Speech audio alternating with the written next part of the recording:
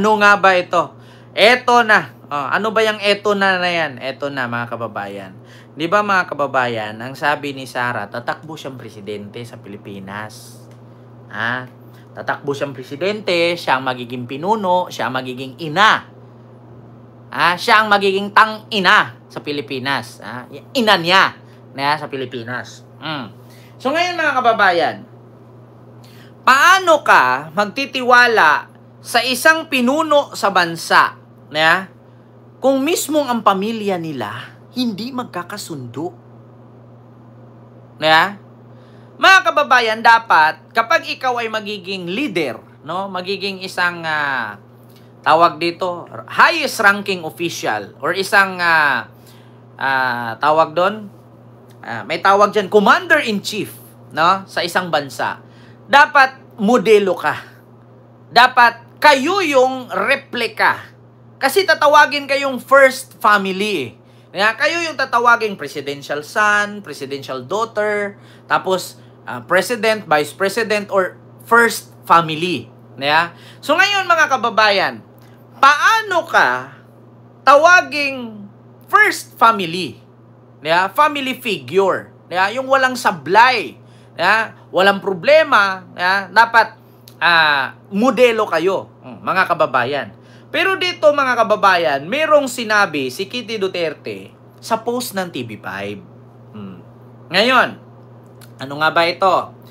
Ang sabi ni Kitty dito sa post ng TV5, Digong to his children, value family. Bakit sinabi dito?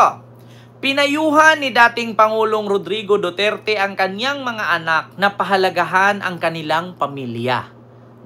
Kasi, syempre tatakbo kang presidente. Mananalo ka, gusto mo maging presidente. Make sure na yung pamilya ninyo okay. Kasi kayo yung modelo Kayo yung figures. Di ba? Kayo yung replika ng sambayanan. Ngayon, ikwinento ito ng anak ni Digong na si Veronica Kitty Duterte matapos niyang bisitahin ang kanyang ama sa detention facility sa ICC sa The Hague, Netherlands. Ano ang sabi ni Kitty? To take care of each other and emphasize the value of family. Kasi ang hirap kung kalaban mo na lahat, tapos kalaban mo pa yung pamilya mo. So sa madaling salita mga kababayan, hanggang sa ngayon pa rin pala, hindi pa rin pala sila magkakasundo. Diba? Hanggang ngayon pa rin pala, hindi pa rin sila magkakasundo. Tignan ninyo nung tumakbo, si Digong, nag-oath bilang presidente, sinong pumunta doon? Si Sara. Yung pumunta ng China, instead na ang kasama ay si Hanilet, or si Elizabeth, si Sara ang sumama kasi nga, broken nga sila. Good example dapat. Mahirap kasi mga kababayan. Hindi naman tayo Arab country. Na sa Arab country, dapat hari lang, yung rena, pasiksi, paganda ka lang doon, mag-atupag ka lang doon sa mga kaibigan mong babae, bisita mong babae, yung hari naman, sa mga bisita mong lalaki. Dito kasi mga kababayan sa Pilipinas, hindi po tayo Arab country, Asian po tayo. Ngayon, kung may mangarap kang maging presidente, dapat make sure na kayo ay model. Kayo ay modelo, magkakasundo, hindi nag-aaway, hindi pataasan ng pride. Kaya ito ang sinabi ni Kitty. Kasi ang hirap kung kalaban mo ng lahat, tapos kalaban mo pa yung pamilya mo. Kaya sinabihan daw sila ni Digong na pahalagahan ang kanilang pamilya, na hindi sila mag-away. Kasi mahirap actually si Digong kahit ganito ito, alam pa rin niya, actually ramdam ko na yung pagsisisi ni Digong, mga kababayan. Yung mga nagsabi diyan na si Digong kailan kaya magbago, ramdam ko nag-repent na yan.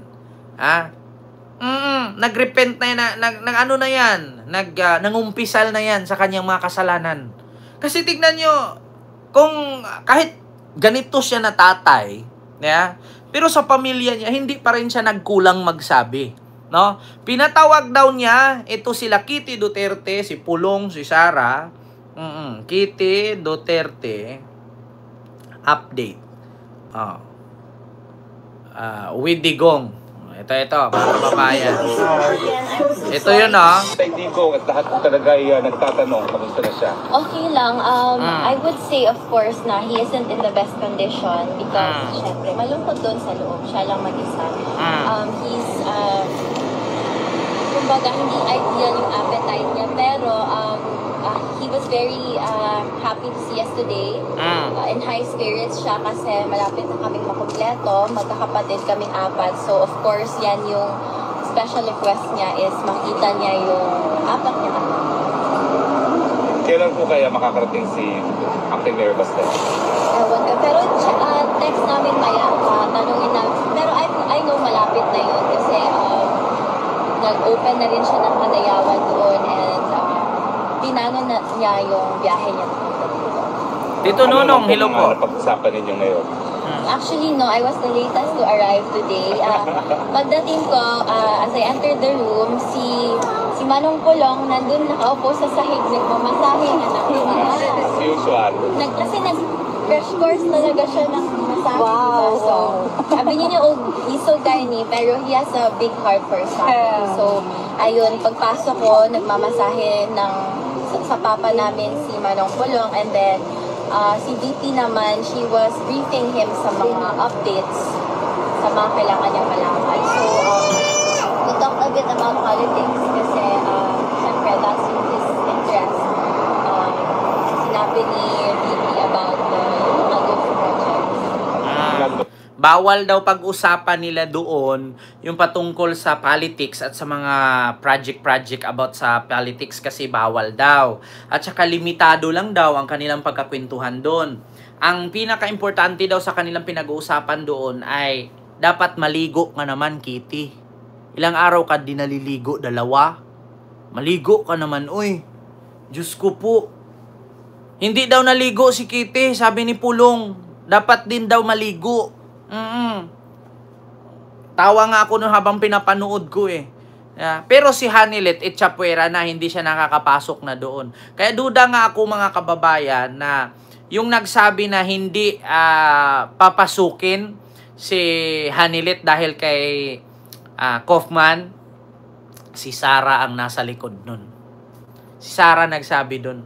Kasi bakit? Kasi kung nandoon si Sara, nandoon si Hanilet, nandoon si Pulong, nandoon si Baste, hindi yan magkakasundo yung mga yan. Maniwala ka sa akin. Bakit?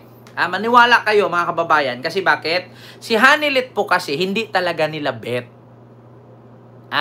Hindi kasi nila talaga bet si Hanilet.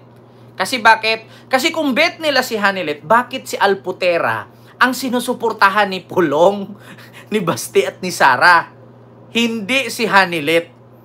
Kaya sabi ko sa inyo mga kababayan, mahirap maging presidente kung mismong pamilya ninyo kalat. Kung mismong pamilya ninyo hindi magkakasundo. Mga kababayan. Kalat, hindi magkakasundo, may kanya-kanyang pride. Talaga pong mahirap maging presidente. No? Kaya, buti na lang yung ating presidente mga kababayan, yung asawa, siya, walang issue na may jowa si ganito, may kabit si ganito, may kabit sa ganyan. Hindi siya katulad sa tatay niya noon na merong pinagsisilosan si Madam Mildy. Naalala ninyo, naglagay pa nga daw ng recorder sa ilalim ng kama para marinig kung anong ginagawa, anong nangyari. May mga ganyan-ganyang issue. Tapos, nasalisihan pa daw ni Lacson. Kaya daw nagbunga si Amy. Di ba? Ito kwento lang naman. Mga urban legend lang naman. Wala naman mga katotohanan. Yan lang mga kwentong-kwentong bayan. Dahil daw si Apulakay daw may jowa-jowa daw na artista ba yun? Yung Americans. Tapos ito namang si First Lady may jowa-jowa daw. Yung si Mayor Lacson daw. Di ba? Nagbunga daw, kaya daw nanalo. Sabi nga ni Winnie Munsod, totoo ba na hindi kayo nagjowa? Gumaganon si Winnie Munsod. Tapos meron pang isa na nag-interview kay Imelda na, totoo na, sabi kasi ni Imelda, si Marcos, bago ko napangasawa yan, maraming ginto. Yung basement ng bahay ni Marcos, puro gold. Mga ilang metric tons of gold. Sabi naman nung nag-interview sa kanya, kung totoo yan, di sana lumubog na yung bahay mo. Sabi naman ni Imelda, paano lulubog kung nasa basement nga? Tanga din yung nag-interview. Tawa ko ng tawa. Kasi bakit? Kasi kung totoo daw na naparaming ginto ni Marcos sa tuni-tunilada na sa ilalim sa basement, di sana lumubog daw ang bahay. Sabi naman ni Imelda, paano lulubog kung nasa basement nga?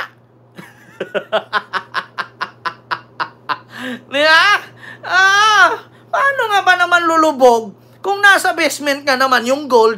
Maliban kung nandun yan sa rooftop mo nilagay, kung katuni-tunilada yan, talagang bibigay yung bahay mo.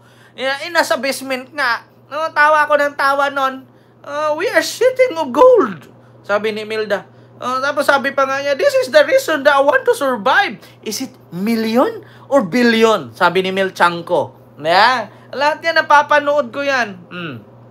Ito Imelda. Ito, minsan natatawa ako sa mga reporter na pabida, di ba? Imelda, bahay ni Marcos. Puro gold. Tapos yung nag-interview, di bumigay. Ito sa first one, paano lumago? Sa kasaluksyonabling tons. Yes, I have the documents. Ito. Tons? Yes, I have the documents. I have all the documents. You are telling me, Mrs. Marcos, And that you gold have nung araw 7,000 tons in the basement of your house in Basement. Something like that. Wow! Di nahulog na yung bahay niya sa weight of that. Hindi, the basement na lupa na yun Di ba? Are you telling me, Mrs. Marcos, that tons of gold in the basement? Di nahulog na yung bahay ninyo sa bigat ng ginto. Sabi naman ni Imelda, hindi, paano lubog? Lupa na yun In the basement of your house in Something like that. Wow! Di nahulog na yung bahay niya sa weight of that. Hindi, the basement na lupa na yun Hindi, basement na yung lupa na yun Paano lulubog? Di ba? Sasabihin ninyo ngayon, nagnakaw si Marcos ng pera sa Pilipinas. Hindi ako niwala. Bakit? Si Marcos na umupo, walang pera ang Pilipinas, puro utang. Katulad din yan ngayon kay Digong. Bago umupo si PBBM, laki ng utang iniwan. Anong nanakawin mo kung utang nga ang naiwan? Diba? Ito pa. Sa kasalukuyang presyo ng ginto na ayon sa Bangko Sentral ng Pilipinas ay nasa mahigit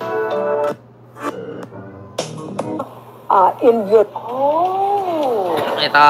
Here. 170 banks that Marcos deposited money on. Just to show you the bill of lading. Actually, mga kababayan, nakapunta na po ako dyan sa Batak. Napasok ko po yan. Totoo po talaga yung mga documents na yan. Sa mga hindi po naniniwala na walang gold si Marcos, sa inyo na lang po yan. Basta ako, naniniwala po ako. Pakinggan nyo po ito. How much is it? $240 million. Oh my goodness. Is it million? Billion? Billion. Billion? 240 billion? Nakadeposit yan. At yan yung kinausap ni Imelda Marcos, ang mga senador sa Senado na, for our beloved senators, help me to implement the will and testament of my late husband, Ferdinand Marcos. Kasi nakaano yun deposit yun sa Swiss Bank na nakalagay for the humanity. Taong bayan ang nakalagay. So, mawi-withdraw lang yung deposit na yon for the charity of the Filipino humanity. Yun nakalagay. So, ma-deposit yun kung tutulungan siya ng gobyerno ng Pilipinas. Iba ang question doon. Totoo ba na may relasyon kayo ni Mayor ganyan-ganyan? And these are plenty of shipments. Plenty Mrs. of Marcos, shipment. if we go by all of these, you are you are rich beyond compare. Yeah, plenty of shipment ng gold nakadeposit sa Switzerland. Di ba? This will save the world. The world. The world. This This is the reason why I want to survive. Diba? And it's not for me anymore. So, Mrs. Marcos, are you saying you're open to giving some or an amount of this one to the country, to the Filipinos? Not only the Philippines, but the world. Di ba? Not only the Philippines, but the world. Kasi mismong si George W. Bush, nakita niya yan eh. Yeah? Kaya sabi ko sa inyo mga kababayan, may something inggit talaga mga Duterte sa kanila. Tapos sasabihin nila bangag, sabihin nila ganun. Eh kung meron man totoong bangag, yun yung magbablog sa loob ng CR. 'Di ba? Oo. So yun lang ha, mga kababayan, yung ating live. Hindi ko na siya masyadong pahabain. 'Di ba?